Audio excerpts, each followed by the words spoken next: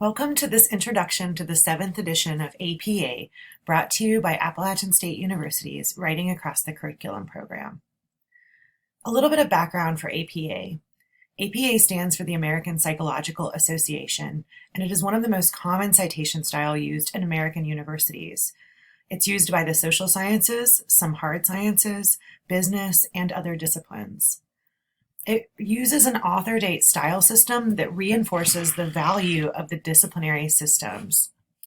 MLA and APA require the same information, but they have slightly different value systems, and these value systems influence the decisions that they make.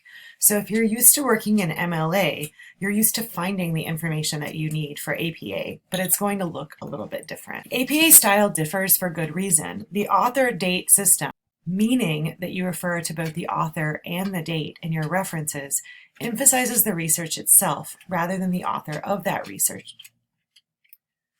9 times out of 10, research that is more than 10 years old is too old when you're doing APA-style research. There's also a particular voice that is used in APA, and we'll talk more about that later. In the 7th edition of APA, they changed some of the rules between student papers and professional papers.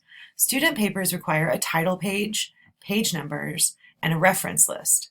They might also include tables, figures, and appendices if you have those. They do not require a running head or an author note, which you may have had to do in the past if you've used APA. And they don't require an abstract unless that's specified by your instructor or institution. Here's a sample title page for a student paper.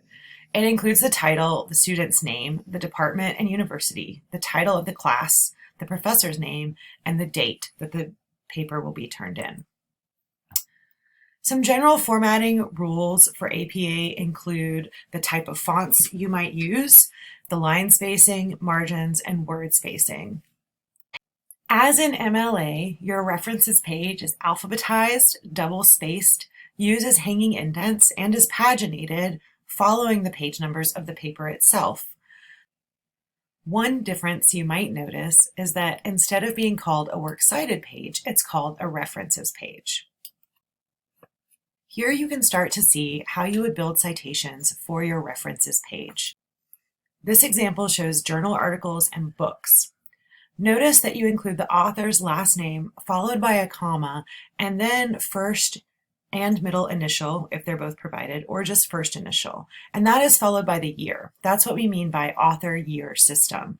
The year comes much earlier in the citation, and it's included in your in-text citation because the date of publication is critical to the relevance of the research.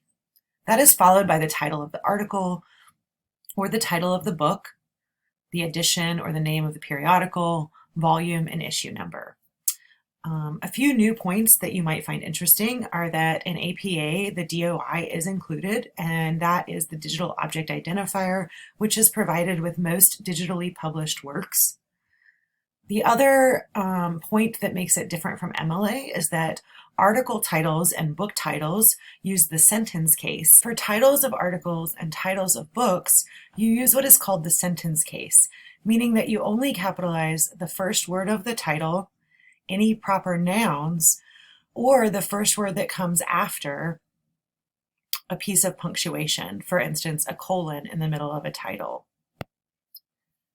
In terms of thinking about authors, it's important to understand that authors may be individuals or multiple individuals. In fact, in a lot of scholarly articles and books published in the social sciences, natural sciences, and business, there are multiple individual authors, and you list all of them in your references list. Authors can also include institutions, organizations, corporations, government agencies, and others.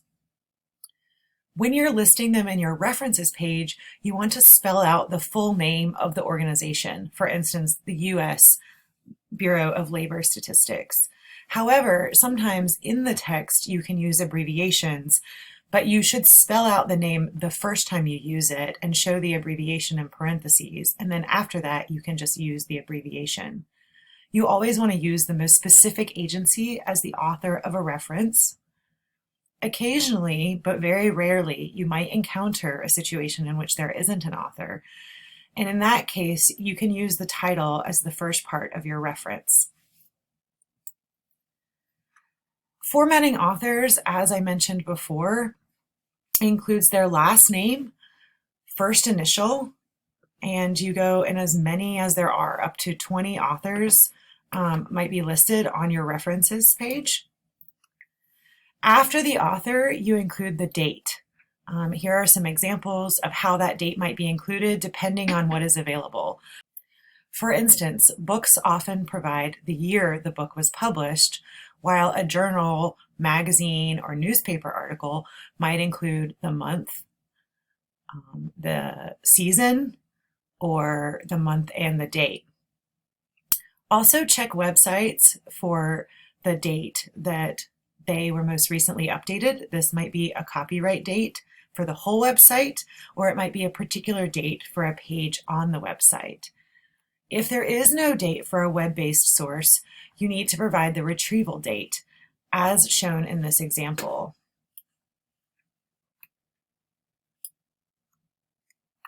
Here's a little bit more about websites. Hyperlinks should be live if the work is read electronically, and you could also use the form of a DOI if that is available as opposed to a URL. Next, let's talk about borrowing material, formatting for your reference page, and in-text citations. Here's an example of where you might find the information that you need from a scholarly article. You could include the DOI, which is provided here, as well as the title of the journal, the volume number, the issue number, the page numbers, etc. In-text citations in APA are slightly different than they are in MLA. For instance, there are multiple ways to do in-text citations in APA format, and it depends on the way that you're using your source. The first might be narrative. So you've included the author's name in the sentence, and you've paraphrased what the author or authors have said. In that case, you simply put the date in parentheses after the author or author's name in the sentence. The second version is parenthetical. That might be where you've paraphrased what an author or authors have said, and then in parentheses at the end of that paraphrase, you provide the author or author's names, followed by a comma, and then the date. The only time you use page numbers is when you are directly quoting, and this can work in multiple ways. If you're citing a work that has page numbers, you cite the page number. If it is perhaps a web-based work and it does not have page numbers, you need to cite the paragraph numbers or the section numbers or the timestamp or the line number or chapter verse, although those are lesser used versions of citation in this style. So if you've directly quoted something, you'll need to include the author's name, the date, and the page or paragraph number. Those are the three parts that are required for direct quotes. However, in APA style, which I mentioned at the beginning of this video, direct quotes should be used sparingly. APA style recommends paraphrasing and summarizing when at all possible, and only using direct quotes for absolutely necessary emphasis. Here are some examples of how to use direct quotes sparingly. Example 1. The end of the introduction includes the author's findings about the benefits of a psychologist in sports rehabilitation. Quote, sports medicine physicians would benefit from increased collaboration with sports psychologists.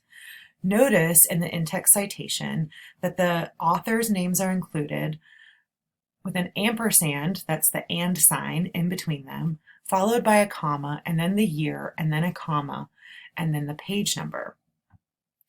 In example 2, Concannon and Pringle, 2012, assert that, quote, sports medicine physicians would benefit from increased collaboration with sports psychologists. This is the narrative example in which the author's names are included in the sentence. The year is included after their name, and the page number is included at the end of the quote. These are two different ways of saying the same thing, but the way that you cite them in the text differs. Also notice, and this is a small but important difference, in the parenthetical citation in example 1, the ampersand sign is used between the two authors' names. In the narrative example, in example 2, we write out the word and. Here's another example, and this is how the information could be paraphrased, which is preferred in APA style. Example 3. Research suggests that it is important to establish partnerships between sports psychologists and sports medicine doctors when treating athletes. This is followed by the parenthetical citation that only includes the author's names and the date. You don't need to include the page number because there is no direct quote. Example 4 is a narrative example of the same idea. Concannon and Pringle, 2012, provide evidence that supports partnerships between sports psychologists and sports medicine doctors when treating athletes. Headings are common transitional and organizational tools used in APA style. The APA 7th edition states that sound organizational structure is the key to clear, precise, and logical communication. This is a screenshot of the way that they suggest structuring and formatting your headers. Most student-level papers only require level 1 through 3 headers. It's unusual that you would need levels 4 and 5, but if you do, this example shows how you would create those and explains what they should look like. If you need further help with your headers, check out Appalachian State University's Writing Center's handouts. You can find these handouts at writingcenter.appstate.edu.